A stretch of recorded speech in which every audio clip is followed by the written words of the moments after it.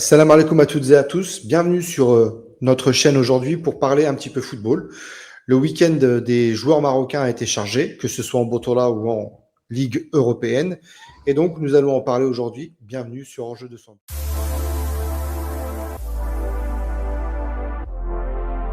Salam alaikum Youssef, comment tu vas? Comme salam, écoute, je vais bien et j'espère que ceux qui nous regardent vont bien et que toi aussi tu vas bien. Alhamdulillah, ça va. Donc, j'en profite tout de suite pour vous inviter, si ce n'est déjà fait, à vous abonner, à liker, à partager et à laisser un commentaire. Ça nous permettra de nous référencer rapidement et ça ne mange pas de pain, ça ne vous coûte rien. Et comme vous l'a déjà dit plusieurs fois, Youssef, un objectif qu'on se fixe et qu'on vous fixe d'atteindre les 10 000 abonnés avant la Coupe du Monde, Inch'Allah. Passons tout de suite à l'actualité qui nous intéresse, à savoir les Lions dans leur club. On va commencer aujourd'hui par peut-être l'actualité la plus chaude, parce que c'est un joueur qui aujourd'hui devient clivant un petit peu, à savoir Ismaël Sebari. Alors déjà, Youssef, je te pose la question, est-ce que pour toi, il devient clivant ou est-ce qu'il a encore suffisamment de crédit? C'est une énigme pour moi, Saibari. Ça veut dire que Saibari du PSV Eindhoven et celui qu'on a avec l'équipe nationale, c'est des fois le jour et la nuit. Il peut bien sûr faire des déclarations et dire que non, il est bon, etc. Mais il n'est pas aussi impactant en équipe nationale qu'il l'est avec le PSV. Et on l'a bien vu cette semaine, encore une fois, avec son club, où il marque un doublé, et des doublés, surtout le premier, où c'est un but où il arrive à passer 4 défenseurs. Donc j'ai été amené à me poser la question, et j'ai d'ailleurs fait sur X, à me dire, est-ce que c'est un manque d'implication en équipe nationale? Est-ce que c'est un mauvais positionnement et qu'il faudrait peut-être poursuivre en fait le travail avec lui en tant que faux neuf? Ou est-ce qu'il évolue tout simplement dans un championnat qui est peut-être un peu trop surcoté et que faut un peu voir la réalité en face et que les défenseurs en face de lui ne sont pas forcément les meilleurs? Je ne sais pas ce que tu en penses. Je dirais un petit peu des trois, hein, sincèrement. On sait très bien que l'Eredivisie est un championnat moyen. Je le comparerais un petit peu à la Ligue 1. C'est pas forcément un gros championnat. On sait que il y a 4-5 matchs maximum qui sont d'un niveau intéressant et je dirais même que 2 ou 3 de niveau Ligue des Champions, on va dire. Parce qu'après, c'est quand même assez faible. Et donc, il faut forcément se frotter à des championnats plus compliqués, plus durs, plus physiques, plus techniques pour le savoir. Et justement, comme tu l'as dit, ce week-end, il a été plutôt étincelant. On le sent impliqué, etc. Ce qui a valu encore une fois de nouvelles pistes pour lui, puisque le Bayern Munich s'intéresse à lui. Je ne sais pas si c'est une bonne idée. C'est quand même un step qui est assez élevé. Est-ce que un club intermédiaire serait pas idéal, même en Bundesliga, hein, tu as des Borussia Dortmund, tu as en Angleterre, je ne sais pas ce que toi t'en penses, mais est-ce que ça vaut le coup pour lui d'aller au Bayern Munich au risque de faire banquette au début en tout cas et potentiellement de perdre sa place en équipe nationale, même si la saison prochaine, il y a peut-être moins de choses à jouer. Je pense que oui, je pense qu'il est temps pour lui de passer ce qu'on va appeler un step et de passer avec une équipe intermédiaire où il va pouvoir être plus challengé dans un championnat un peu plus gros, que ça soit, comme tu l'as dit, en Bundesliga, dans un club de Liga également, peut-être dans le top 6, top 7 du championnat. La première ligue, je ne sais pas s'il pourrait y aller, mais ça peut être aussi intéressant pour lui dans le top 10, voir un club de milieu de tableau, comme je l'ai dit, au sein de ce club. Mais il est temps de passer un step. Il est temps de se challenger, de sortir de sa zone de confort, parce que je pense que là, il est vraiment dans une zone de confort avec le PSV Eindhoven et qu'il a atteint ce qu'il pouvait. Et en fait, il a atteint ce qu'il pouvait faire avec son club. Et à ce moment, quand tu arrives à ce niveau-là, il faut aller trouver de nouveaux challenges et aller te confronter à une réalité un peu plus difficile, à un championnat plus difficile. Et peut-être que ça l'aidera encore une fois à s'améliorer peut-être encore plus et être beaucoup plus impactant avec l'équipe nationale. C'est, selon moi, ça serait vraiment une très bonne idée. C'est vrai, donc on suivra ça avec attention et je pense que la plupart des supporters marocains ont cette envie aussi de comprendre un petit peu l'énigme, comme tu l'as dit, c'est Barry. Maintenant, pour passer un autre championnat, on va dire la Ligue française, parce que je vais pas dire la Ligue 1, parce que Ben Taïeb est en Ligue 2, même si mathématiquement, il va bientôt être promu en Ligue 1, mais c'est un joueur, attention, prêté par l'Union Touarega. Il n'est pas un joueur de l'Estac de Troyes. Donc, lui, c'est un joueur qui nous semble être sur une belle pente. Est-ce que pour toi, le fait d'être meilleur buteur de Ligue 2, avec des buts incroyables comme celui qu'il a marqué ce week-end, justifierait malgré tout d'être appelé en équipe nationale? Parce que certains vont te mettre en avant qu'il est en Ligue 2. Bah, la question que j'avais envie de poser à ces gens, est-ce que avoir un club, enfin avoir un joueur en Ligue 2, sauf en 2018, mais en 2022, je crois qu'on avait même deux joueurs. Il faut que je me rappelle. Zerrouri, je crois qu'il était en deuxième division, si je me souviens bien, mais peut-être je me Anglaise, ouais. trompe. Je pense que c'est le cas, mais après on avait Chedira aussi. Donc, est-ce que ça nous a empêché d'aller en demi-finale d'une Coupe du Monde? Non. Et je pense que Ben Taïeb aurait mérité d'avoir sa chance quand même lors du dernier rassemblement, au même titre qu'un certain Begraoui aussi, qui fait une très bonne saison avec son club d'Estoril. Je pense que lui aussi aurait mérité d'être là. Mais Ben Taïeb, meilleur buteur de Ligue 2, c'est pas un championnat aussi facile qu'on puisse le penser. D'ailleurs, moi, à côté de leur divisé, je me dis que certains clubs pourraient vraiment les challenger. Mais bon, ça c'est mon avis. Mais il a un profil qui est intéressant. Balle au pied, où il arrive à prendre la profondeur, mais également un bon jeu de tête. Ça veut dire qu'il a il a deux qualités qu'on ne trouve pas à chaque fois chez tous nos attaquants en même temps. Et après, quel est l'attaquant aujourd'hui qui surperforme vraiment dans les autres championnats? Saïbari en faut 9, mais on sait que actuellement avec l'équipe nationale, bon voilà, ça souffle le chaud, mais surtout le froid. Ouais. Zabiri, on en parlera aussi, mais qui ne joue plus. El Kabi, certes, continue de marquer, mais avec l'équipe nationale, lui aussi, il y a un blocage. Parce que ce qui est clivant aussi avec Saïbari, avec El Kabi, pardon, Carbi. il peut te mettre des retournées, mais les ballons les plus faciles, bah, il te les manque. Et c'est pas forcément l'idéal. Voilà, mais Rahimi qui performe, mais à la haine, c'est équivalent pour moi, des fois, peut-être à la Ligue 2, parce que c'est pas le championnat saoudien, c'est le championnat émirati. Emirati. C'est pas un championnat très, disons-le, où il y a beaucoup d'adversité non plus. Donc, citez-moi un seul grand attaquant aujourd'hui qui surperforme dans un gros club, qui arrive à mettre autant de buts que lui. Comme j'ai dit, il y a Begraoui, El Kabi. Donc, pour moi, il mérite sa chance, quoi qu'il arrive. C'est vrai. C'est vrai que le Carabi est sur une belle forme quand même relative avec son club. Avec l'équipe nationale, c'est peut-être un peu différent, mais je pense que tu peux pas faire fi de tout ça et dire, bon, bah, on enlève tout le monde et on repart sur une page vierge. Il faut quand même quelques certitudes, mais avec du nouveau, du renouveau. Il a tenté le coup, justement, avec celui dont on va parler maintenant, c'est Zabiri. Il l'a tenté un petit peu, il l'a fait venir, même s'il n'a pas joué, parce qu'il a été après reparti avec l'U23, mais il a tenté de commencer à l'intégrer. Aujourd'hui, on s'aperçoit que malheureusement, son choix, même si son choix était dicté avec un autre coach, une autre mentalité, une autre philosophie, aujourd'hui, avec ce nouveau coach, malheureusement, on peut dire qu'il est déclassé. En fait, le choix au départ est bon. Rennes est un club qui donne la chance justement aux plus jeunes. Et on l'a vu avec Naïef, ça a bien marché. Aït Boudlel, on en parlera, mais il a repris du temps de jeu.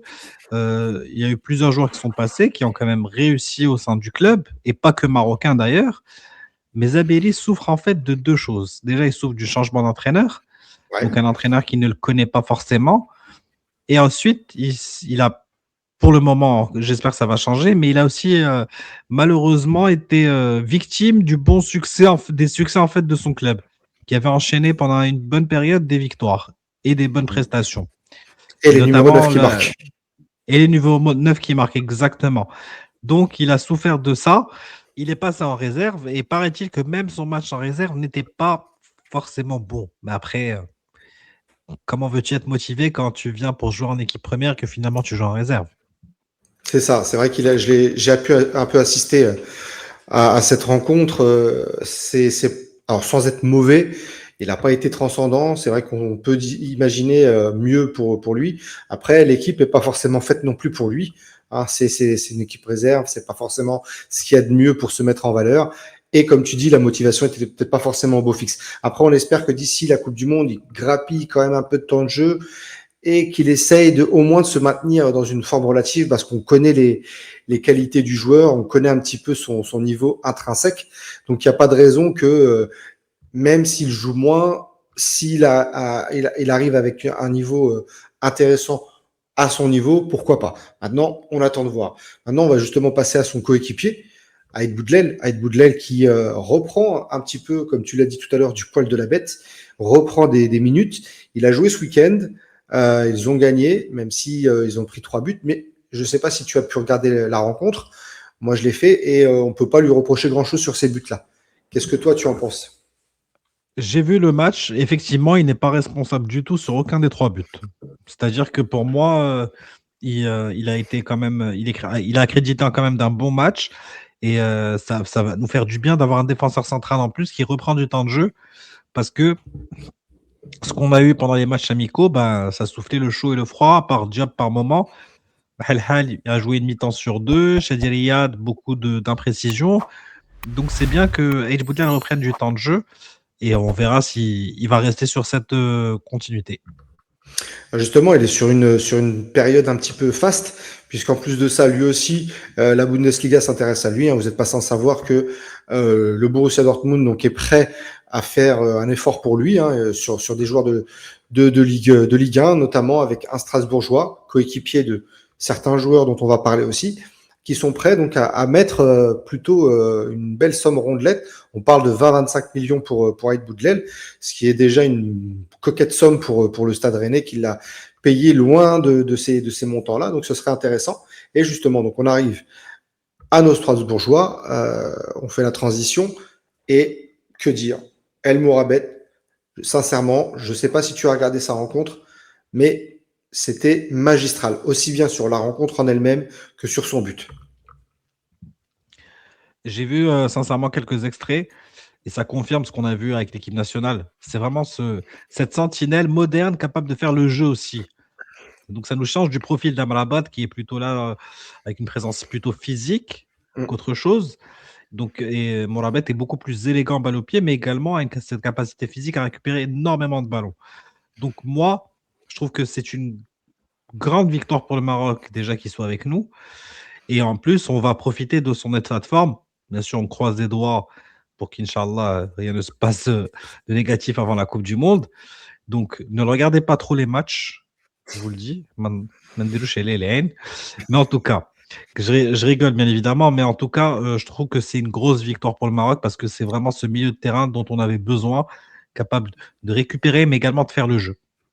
Ouais, et justement, il y a beaucoup de gens qui se posent la question aujourd'hui, vu la richesse, on va dire, de ce milieu de terrain et de ses profils avec la Henaoui, lui, est-ce que ce serait bienvenu qu'un autre joueur d'origine marocaine nous rejoigne? Qu'est-ce que tu en penses? Est-ce que la gestion avec plus de joueurs, même d'une grande facture, est une bonne chose ou est-ce que avoir trop de choix peut être une complexité en plus?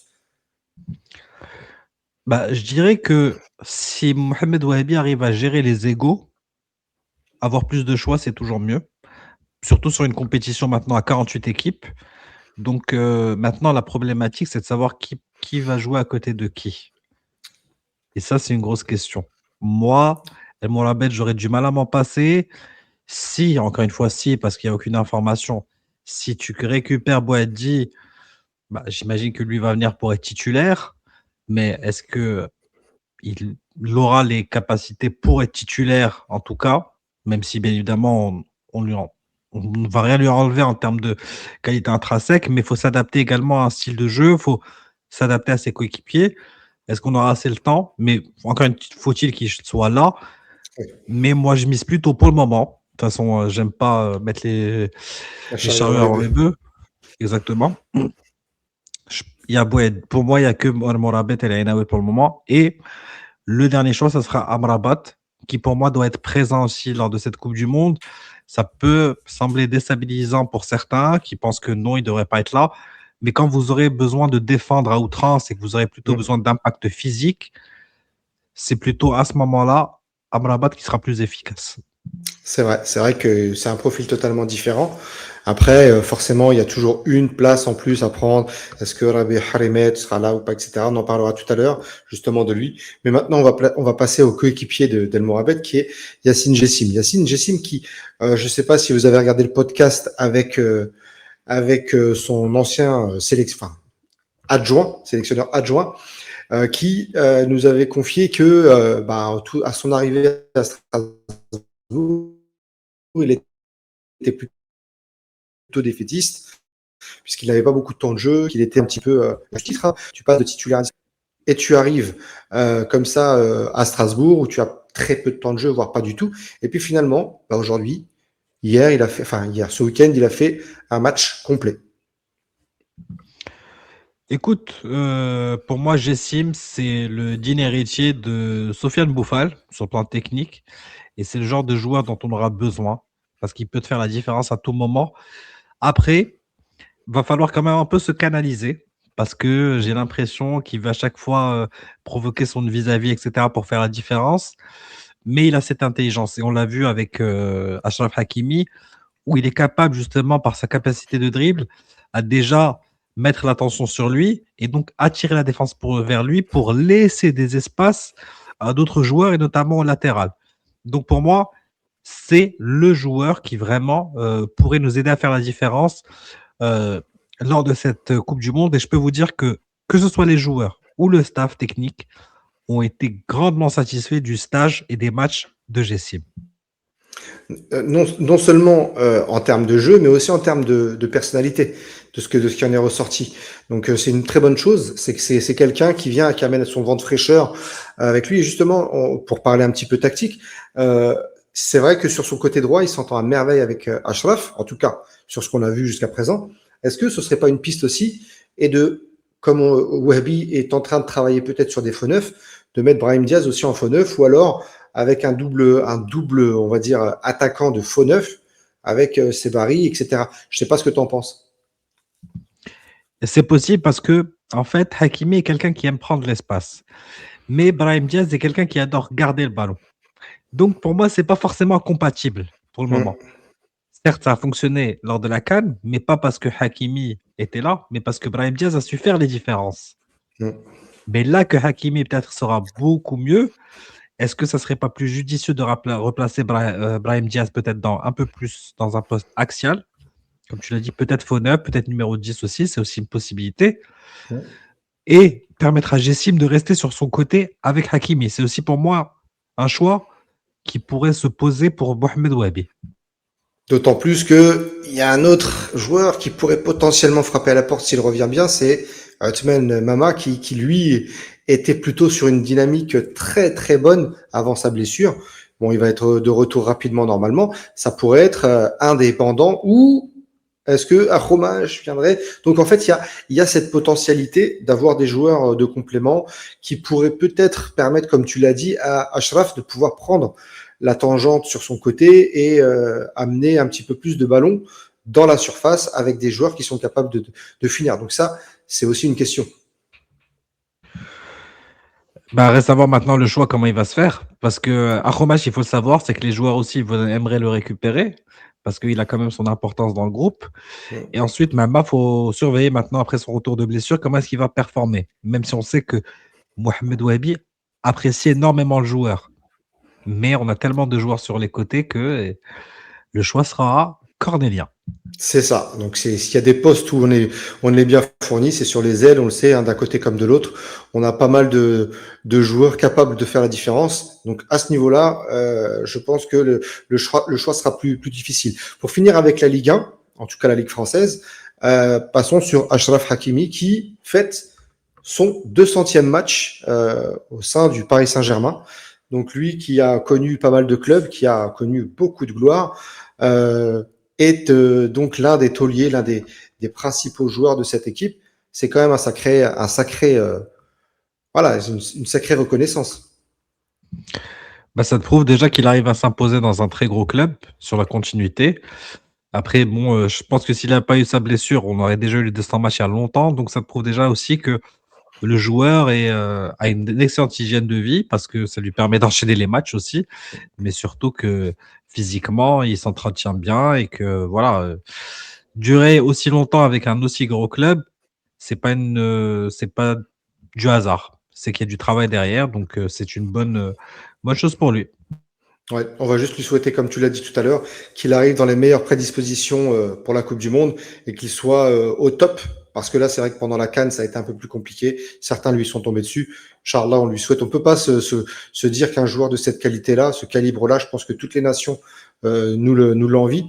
Donc on va se dire que il faut absolument qu'il arrive en bonne forme à la Coupe du Monde. Changement de championnat. On va parler de la Liga où un de nos joueurs encore est vraiment inarrêtable, à savoir Azdin Ounahi. Oui, bah ça, encore une fois, c'est le contraire de ce qui s'est passé en sélection où il était beaucoup moins, disons-le, impactant. Mais je pense que le stage, moi, j'ai presque envie de dire, c'est pas que j'ai envie de l'oublier, mais c'est un stage de reprise presque. Tu vois, quand les joueurs reviennent après les vacances estivales et Mm. que c'est les premiers matchs amicaux où bah, il faut du temps pour que les automatismes se remettent en place, etc., ou se mettent en place. Mais Ounahi est un excellent joueur.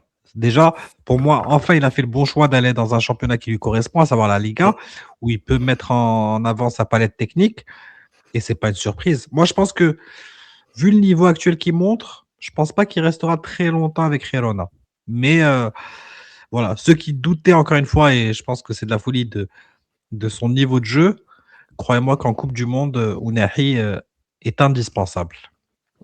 C'est clair qu'il est vraiment indispensable et c'est un peu marrant de ce que tu dis parce que c'est vrai que il est sur les tablettes notamment d'un club contre lequel il a joué ce week-end euh, où son ancien entraîneur à Marseille pourrait le rapatrier, même si à ce moment-là, quand il était à Marseille, c'était pas forcément l'amour fou, mais je pense que il y a que les imbéciles qui changent pas d'avis et pas Michel, excusez-moi, son ancien entraîneur à Marseille, aujourd'hui aimerait bien l'avoir avec lui dans son club pour pouvoir justement profiter de lui.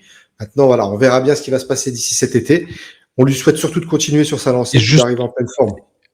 Et justement, on vient d'apprendre que plusieurs clubs seraient intéressés, que sa clause libératoire est de 20 millions d'euros et qu'on a des clubs, notamment en Angleterre et en Espagne, qui sont déjà intéressés par Yazdine Ounahi. Et ce n'est pas une information de chez nous, c'est une information de Gonzalo Tortosa. Donc, on vient de voir à l'instant, pendant qu'on tournait la vidéo. Voilà, donc vous savez tout. Si ça se trouve, vous le saurez déjà avant cette vidéo, mais en tout cas, voilà, vous savez un petit peu ce qu'il en est pour lui. Et puis on va terminer, je pense, cette vidéo avec quelqu'un que on va dire, on a un petit peu des sons de cloche. Quelqu'un qui devrait être en équipe nationale depuis longtemps, quelqu'un qui n'a pas le niveau au vu de ses dernières prestations, etc. C'est Arabi Hrimetz. Arabi Hrimetz qui a quand même été étincelant ce week-end. Ouais, un doublé avec l'AS Far, mais après il est étincelant avec l'AS Far, on va pas se mentir. C'est un joueur qui apporte énormément à ce club. C'est le métronome de son équipe et il a mis 2 buts. Donc peut-être que sa sélection lui a fait également beaucoup de bien sur le plan mental pour se lâcher encore plus. Après, sur une présence en Coupe du Monde, c'est à discuter. Ça dépendra encore une fois des choix qui se présenteront. Si Ambouet dit, est-ce qu'on prend Amrabat? Parce qu'on oublie Amrabat, hein. Beaucoup oublient Amrabat. Moi, je vous dis, je pense pas qu'il soit très loin, si bien évidemment il retrouve toutes ses capacités, entre guillemets, techniques et physiques. Donc, Rabet, pour moi, mériterait quand même d'y être, mais ça dépendra de la concurrence, de comment est-ce qu'il va pouvoir se mettre encore plus en valeur. Il est surveillé par le staff technique, donc qui suit continuellement les joueurs de la Botola Pro. Maintenant, moi, le débat Botola Pro, non, il ne doit pas y être. Non, pour moi, c'est tu es bon, tu es en équipe nationale. Tu n'es pas bon, tu n'es pas en équipe nationale, quel que soit ton club. Bien évidemment, il y a des statuts. Oui. Les joueurs qui jouent dans des gros clubs, j'ai pas envie de dire ont la priorité, mais ont quand même un peu plus d'arguments à faire valoir parce qu'ils jouent dans des championnats plus compétitifs. Mais n'oublions pas qu'un certain Yahya Atallah, qui était avec le Wydad en Coupe du Monde de 2022, nous a fait énormément de bien sur son côté. Donc, c'est pas parce qu'il était en Botola qu'il a été moins performant. Donc, à méditer. C'est ça. Nous, de toute façon, on n'a pas cette prétention de classer les joueurs par rapport à leur championnat, etc. Vous avez bien vu que certains jouent en Arabie Saoudite. N'Golo Kanté, qui jouait jusqu'à présent en Arabie Saoudite, maintenant il est en Turquie, mais a pu jouer. Fernandez en défense centrale joue, enfin ou latéral gauche joue aussi en Arabie Saoudite avec Al Hilal avec Bounou. Donc il faut pas classer les joueurs selon leur championnat. Voilà, vous allez me dire, je prends des exemples différents, certes, c'est vrai, mais ce que je veux dire par là, c'est que le championnat en lui-même ne veut pas dire que vous êtes bon ou pas bon. Rabia Harimet aurait pu avoir des opportunités de partir, il ne l'a pas fait. Aujourd'hui, c'est un joueur de beau temps là. Il faut savoir juste, est-ce qu'il apportera suffisamment de certitude au coach sélectionneur ou pas. Et Amrabat, c'est pareil. Il était arrivé blessé lors de la dernière CAN. Est-ce qu'il faut refaire à peu près les mêmes erreurs, entre guillemets, à savoir prendre des joueurs qui sont blessés, à court de forme, etc., ou plutôt privilégier les joueurs qui sont en pleine possession de leurs moyens. On verra bien de toute façon ce qu'il en sera. Je pense qu'on a fait le tour un petit peu de l'actualité des Lions, où qu'ils soient dans le monde. Et on vous dit un grand merci de nous avoir suivis. Et à très bientôt, Inch'Allah. Youssef. Seulement. Merci à vous.